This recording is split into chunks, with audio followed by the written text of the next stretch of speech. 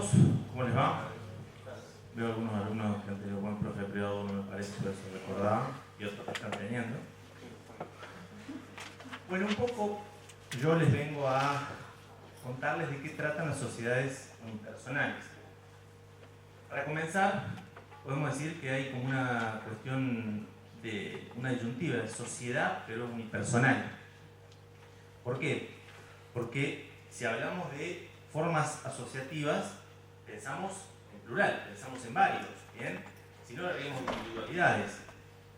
¿Qué fin tiene? Aunar esfuerzo, una elección común, un patrimonio reunido entre los socios. Cuando nos vamos nosotros a la definición de persona jurídica, no sé si se acuerdan, esa abstracción del pensamiento jurídico que se basa en la realidad social, en la cual las personas se organizan conforme a determinados fines, que pueden no ser patrimoniales, decimos hoy. En el caso de las sociedades, ha habido en esta reforma que introduce el código, le ha quitado desde el punto de vista semántico el carácter comercial, pero lo sigue teniendo. La ley ya no se llama más Ley de Sociedades Comerciales, sino Ley General de Sociedades. Esto es toda una disyuntiva y una discusión que se dio entre la doctrina, donde se discute si se eliminó el carácter comercial del código o de las sociedades en general. Y la respuesta a 19 días que entró en vigencia el código, podemos decir en principio que no, porque los comerciantes, ustedes que estudiaron el comerciante, siguen existiendo, siguen realizando sus actividades. De hecho, ustedes han seguramente concurrido a algún comercio hoy antes de venir acá, ayer o mañana. Lo que cambian son las formas. Y en esto de las formas vamos a incorporar este nuevo tipo societario que es la sociedad unipersonal.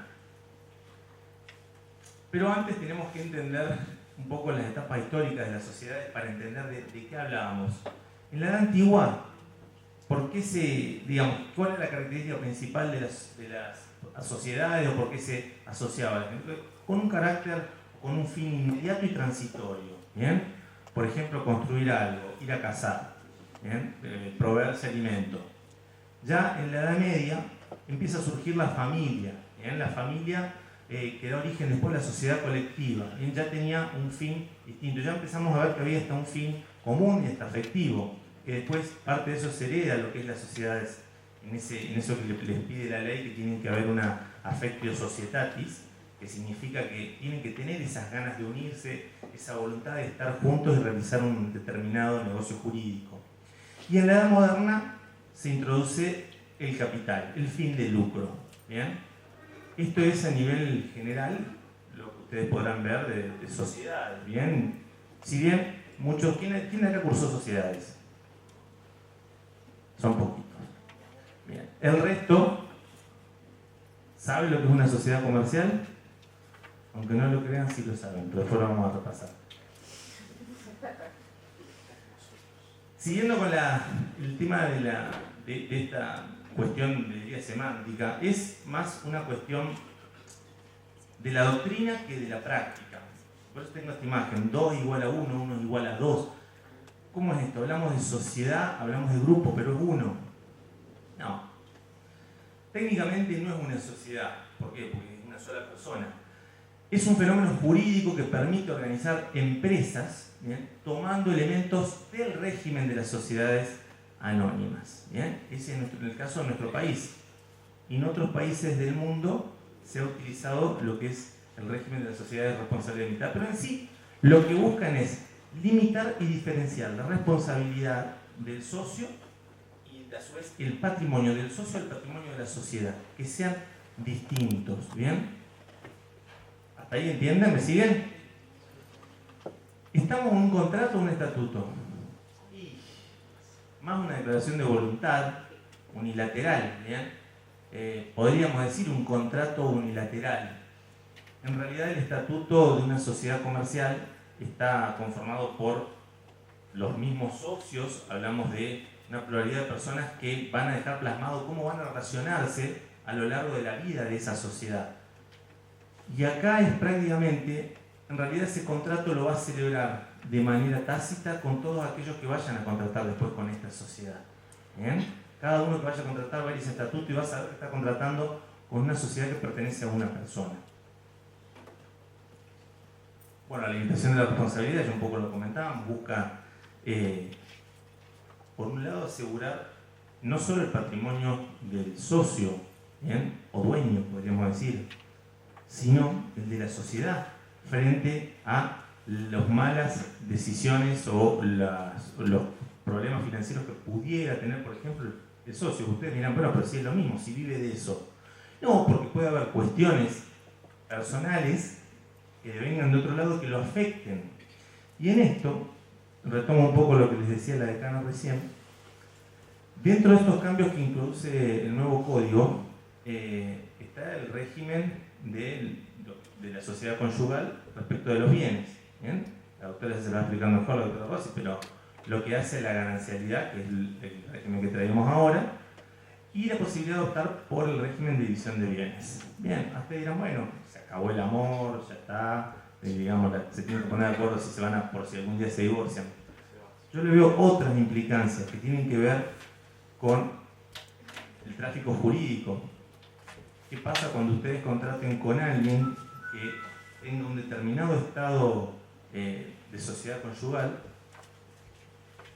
y esta persona de golpe empieza a ver que comete tiene algunos vaivenes financieros, económicos, y dice, no, vamos a optar por este régimen, y queda todo en nombre de la mujer. Y él sigue operando, ya firmó, tiene cuentas, ¿bien? Un poco esas son algunas de las cuestiones que podrían llegar a generar supuestos de fraude, etcétera, que quizás hoy cuando alguien pide una garantía, también va a tener que pedirle, ¿y cuál es tu estado, o cómo tenés inscrita tu sociedad conyugal? Hoy nosotros suponemos que será en la libreta de matrimonio porque no hay un lugar donde, todavía no hay un formulario donde se vaya a inscribir, entendemos que va a ser ahí, no todas las libretas son uniformes, entonces la importancia de esto va a ser saber qué régimen patrimonial tiene esa sociedad conyugal. Entonces, esto podría llegar a ser una solución, decir, bueno, él tiene su negocio, o la persona tiene su negocio aparte de la relación, pero vamos a ver que es un poquito más complicado. El interés del socio puede ser distinto al de la sociedad. ¿Podría ser distinto al de la sociedad? Sí, podría ser distinto. No debería ser distinto ni debería ir en contra, pero podría ser. Entonces, con este régimen, tenemos por un lado la sociedad con su patrimonio y el socio con su patrimonio individual. Y ustedes dirán, pero ese patrimonio lo formó con lo que vive de ahí. Sí, pero la idea es que no esté atado a la suerte ni de uno ni del otro. ¿Bien? Las sociedades unipersonales son un invento argentino como el dulce de leche, que es un invento nuestro, la lamparita, qué sé yo, qué más tenemos invento nuestro, el colectivo, el tango, una discusión, pero ustedes son muy chicos, no deben saberlo. El paracaídas, etc. ¿Es un invento nuestro? Las sociedades unipersonales. ¿Alguno había escuchado hablar de las sociedades unipersonales? Fulano dice, él tiene una unipersonal. Bien, el padre de tal tiene una unipersonal. Bueno, legalmente no existía. Se hablaba de empresa unipersonal que tenía una categoría tributaria, ¿bien? Pero en realidad dentro de la categoría tributaria no existía como sociedad unipersonal, sino que era responsable inscrito, autónomo, etc. Pero no como unipersonal, no existía. Y les decía que esto no es un invento nuestro, sino que los primeros antecedentes los tenemos en Europa, en el Principado Liechtenstein, me salió, es complicado. ¿Qué pasó en este Principado? Siguiendo las doctrinas de Pisco, que era un jurista europeo, que planteaba un poco esto del tema de la responsabilidad. Decía, a ver, ¿qué magia hay en tener uno o más socios? Digamos, si yo lo que me interesa es el patrimonio de la sociedad y que esté bien cubierto. ¿Y qué pasaba en los principados? Que suele darse, los principados quedan pocos en el mundo, pero tienen una situación tributaria bastante particular, también muchos son como paraísos fiscales. Y bueno, había que darle una forma. ¿En qué año es que ellos inauguran lo que son las sociedades unipersonales? Las establecen en 1925.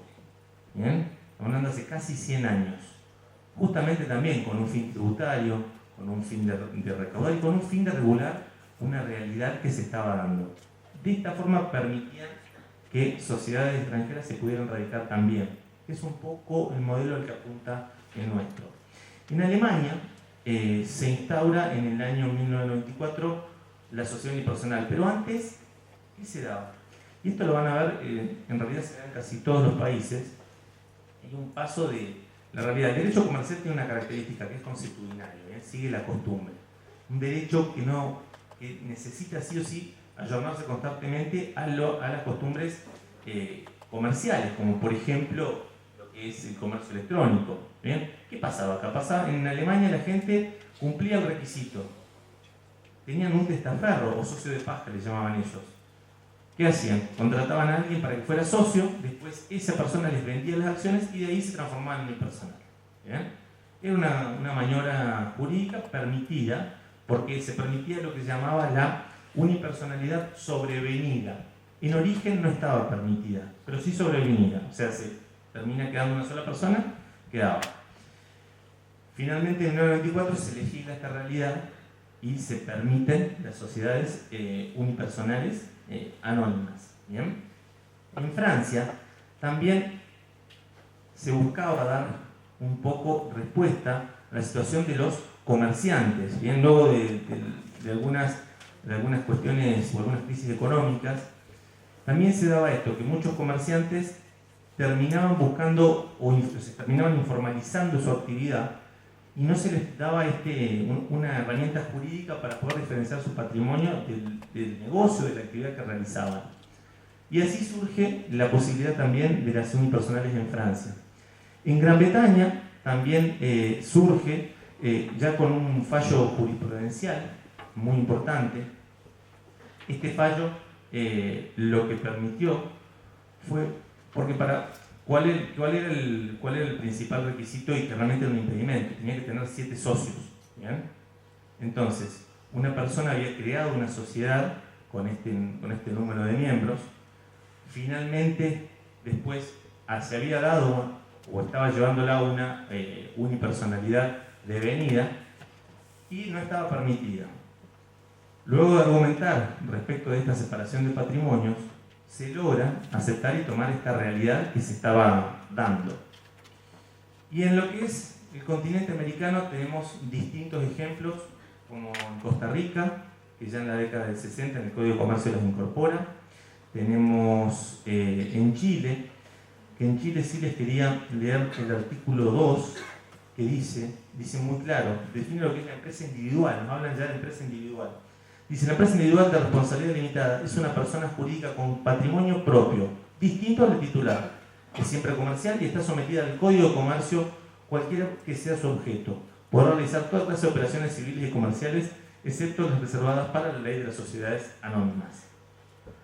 Como ven, no somos los únicos en la región. Paraguay tiene la ley del comerciante también, que permite esto, el comerciante, el empresario, que tenga su negocio. ¿Y qué pasa con el nuevo Código Civil? Bueno,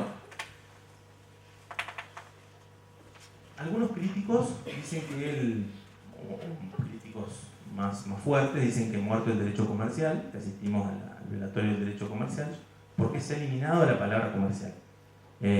Algunos de ustedes recordarán la tercera nota que yo les daba para hacer en clase, que era respecto de buscar la palabra comercial en el código. Bueno, no la encontraban en algunos contratos particulares, pero lo que era comerciante y comercial, o derecho comercial o actos de comercio, ya desapareció. Sí. Y acá tenemos una cuestión que tiene que ver con la costumbre del derecho comercial.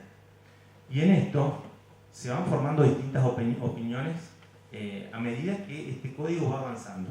Recuerden que, como les decía recién Mario Caña, este es un código de principios. ¿Bien? Algunos consideran, y yo coincido, que este código se va a llenar de leyes especiales que regulen situaciones especiales. Muchas. ¿Bien? ¿Por qué? Porque hay cuestiones que quedan sin regular. Algunas las van a terminar regulando leyes y otras las van a terminar regulando los jueces, aplicando el artículo 3, ¿bien? En el cual establece que las sentencias deberán ser razonablemente fundadas. Hasta hoy cualquier sentencia debía ser fundada para no ser tildada de arbitraria. ¿Qué significa arbitraria? Que era a antojo del juez, ¿bien? Y no fundada en derecho. Bueno, cuando hablamos de razonablemente fundada, no legalmente fundada, sino razonablemente fundada, queda abierto un abanico bastante grande, ¿bien? No todos tenemos la misma razón ni comprendemos la razón de la misma forma. Probablemente lo que se modifique pronto es la ley de sociedades comerciales, en la cual ya hay algún proyecto y una comisión dando vuelta, trabajando sobre el tema, no solo porque se impacta la unipersonalidad, sino por esto que yo les digo. Hablamos de Ley General de Sociedades, ¿bien? Ya se cambia el espíritu en sí de la propia ley, y bueno, hay algunas cuestiones que deben ayornarse, pero ¿dónde está el cambio más grande? Acá, en el artículo 1. Habrá sociedad, decía el código anterior, habrá sociedad comercial cuando dos o más personas, y seguía el resto, en forma organizada, conforme a los tipos previstos en esta ley, se obligan a realizar aportes para aplicarlo a la producción, intercambio de bienes y servicios, participando de los beneficios y soportando las pérdidas. Ahora vemos que nos dice uno o más, de acuerdo a uno de los tipos previstos en esta ley. El tipo que la ley les establece para las de uno es la sociedad anónima. ¿Bien? Solamente nosotros vamos a tener sociedades anónimas unipersonales, ¿bien? O SAU, como se le dice ya. ¿Qué más modifica respecto de la ley de sociedades en general? Elimina la vigencia del régimen de las sociedades irregulares o de hecho, ¿bien? Las sociedades aquellas que no estaban inscritas, no habían adoptado ningún tipo, directamente las elimina. Las sociedades civiles que estaban reguladas por el Código Civil también las suprime.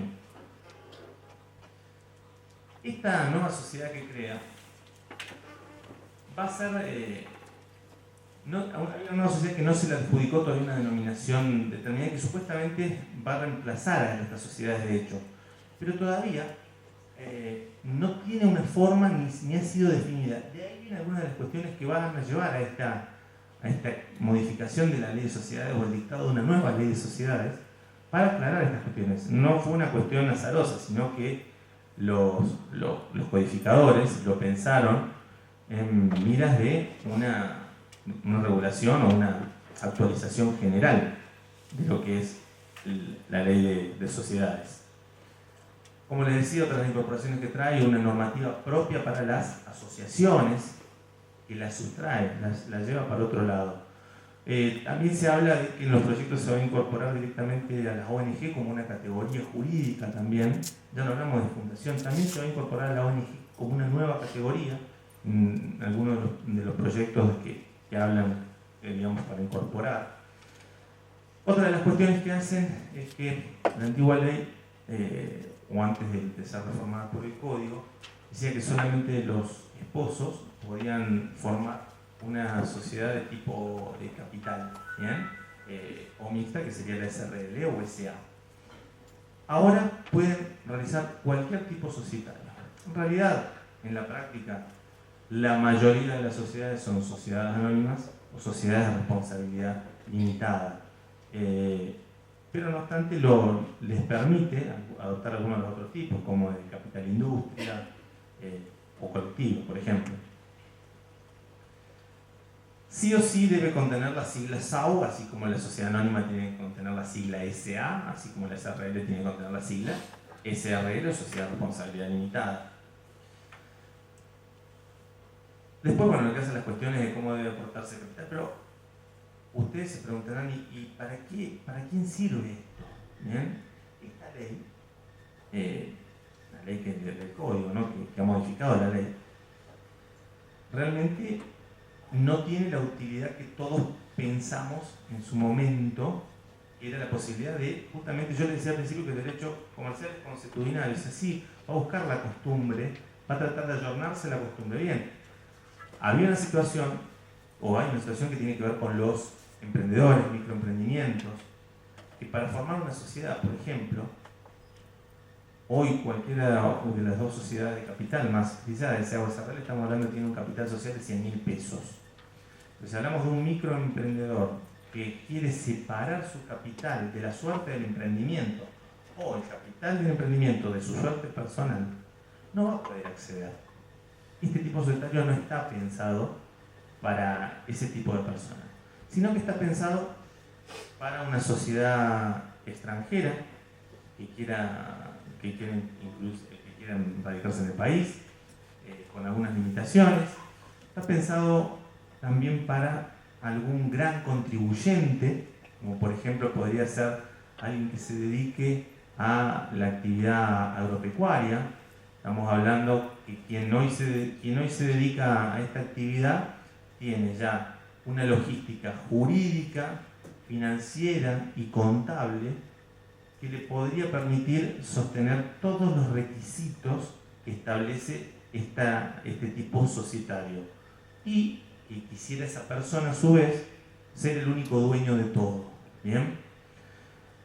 Respecto del capital, les decía, tiene que estar aportado en su totalidad al momento de la constitución de la sociedad. Tenemos dos momentos de lo que son los aportes. Para formar una sociedad necesitamos aportes.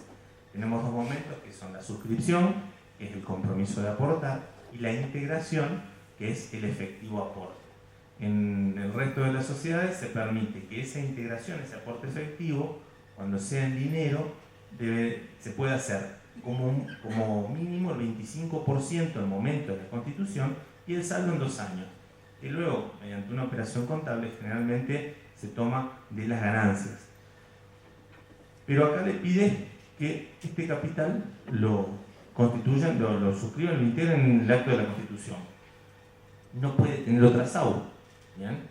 Una persona sí puede tener varias sociedades anónimas, SRL, pero respecto a la SAU, quien tenga una SAU no va a poder constituir otra. Y acá está la parte donde se hace más complejo, y por eso yo les decía que está pensado para grandes contribuyentes, porque están sujetos al régimen de fiscalización estatal permanente, que está previsto en el artículo 299, para aquellas que facturen más o tengan un capital superior a determinado monto. Y estamos hablando de que tienen presentaciones por registro público de comercio, que en realidad ya no es más registro público de comercio, sino registro público, y toda una serie de normativas. Y esto es solo lo que es lo registral. También va a haber un régimen impositivo diferenciado para la SAU por todo lo que implica. Hoy en día, como les decía, estamos a 19 días que entró en vigencia, y si bien hay algunas directivas, no hay todavía una cuestión operativa concreta. Alguien quiere inscribir una SAU hoy y seguramente le va a tardar mucho más que otra, porque todavía no todos los registros han terminado de implementar cómo se va a operativizar esta cuestión. A su vez, tiene que tener un directorio en número impar de al menos 3 miembros. O sea, ya hablamos de 2 empleados. ¿Bien? No son socios, son empleados, porque nadie va a querer formar parte del directorio de una empresa de manera gratuita. O sí, se puede tener un familiar, lo sabemos, pero ya lo está complejizando. O sea, se dan cuenta que para un pyme, para un microemprendedor, no andaría. Tienen que a su vez designar una sindicatura de número impar de al menos 3 miembros. Más gente. ¿Bien? Esta es la estructura jurídica que tiene que tener una SAU. Por eso no es la unipersonal de la que se hablaba o de lo que se pensaba, no. Estamos hablando de una sociedad unipersonal compleja que no es aplicable a todos, pero va a tener la posibilidad de que algunas personas o algunos negocios se adapten a este tipo societario. Les decía, ¿quiénes podrán adoptarla? Bueno, un poco lo comentaba recién, los primero no sabemos. Y lo que vaya surgiendo es lo que se vaya modificando. Sería difícil pensar que los requisitos se modifiquen para menos, sino que al contrario, para más. ¿Por qué? Porque se va a buscar de otorgar seguridad jurídica a quienes contraten con otra sociedad. ¿Y cómo se van a inscribir? Un poco les preguntaba recién. Y no sabemos. Realmente no hay todavía un manual. De hecho, hay una cuestión práctica que les cuento de mi ejercicio profesional. Por ejemplo, me habían consultado un cliente para inscribirse como comerciante. Hay determinadas actividades que lo requieren, como por ejemplo las agencias de turismo. Entonces, en Córdoba, en otras provincias es distinto, se hace mediante, se hace un proceso judicial en el cual el juez le va a ordenar el registro, que lo inscriba como comerciante, luego una serie de requisitos. Claro, pero ahora, ¿qué inscribe? Si técnicamente el comerciante desapareció, no tenemos más el Código de Comercio. Y ahí entran las disyuntivas. Y en los pasillos de tribunales conversando, y pedir se puede pedir. Digamos, y el juez, digamos, ¿el comerciante sigue existiendo o dejó de existir? No, sigue existiendo. ¿Qué sería lo lógico? Que se quite esa formalidad, que la ley le pida otra cuestión, que esté escrito en los organismos tributarios nacionales, provinciales y en lo que son los municipios. Deberá modificarse la normativa, ¿eh? Pero como ven, es un momento interesante. ¿Por qué? Muchas de estas cuestiones van a buscar, y hay un espacio de un depende, un no sé, en el cual es interesante, porque si vamos a construir el derecho entre todos, este nuevo derecho, y en este momento ustedes son parte muy importante. Ustedes son la primera camada que se está formando, la primera corte, podríamos decir como corresponde, que se está formando con el nuevo código. Entonces, ustedes no tienen ni idea del momento histórico que están viviendo, que particularmente considero solo se puede comparar con cuando se aprobó el Código Civil de Bresarfield. ¿Por qué? Porque la reforma del 17711, lo recordaba el otro día el doctor Pizarro, modificó el 5% de los artículos. Generó un temblor, diríamos, en la escala Richter de 7.0, pero si vamos a la faz práctica, fueron el 5% de los artículos. Acá se cambió todo. Entonces, ustedes tienen una oportunidad única, ¿bien? Tienen que buscar, pueden nutrirse de toda información nueva, salir, buscar, y les digo, van a formar parte. Seguramente muchos de ustedes escriban notas, artículos, respecto de cómo se va a ir desarrollando esto. Estos primeros meses, estos primeros años van a ser años de transición hasta que la jurisprudencia empiece a ordenar y, a su vez, los legisladores empiecen a reacomodar aquellas cuestiones que les vaya pidiendo la sociedad. Entonces yo les invito a que vivan este momento, tomen conciencia de la importancia que tiene y bueno, y sobre todo que lo disfruten, que abracen el derecho. Muchas gracias.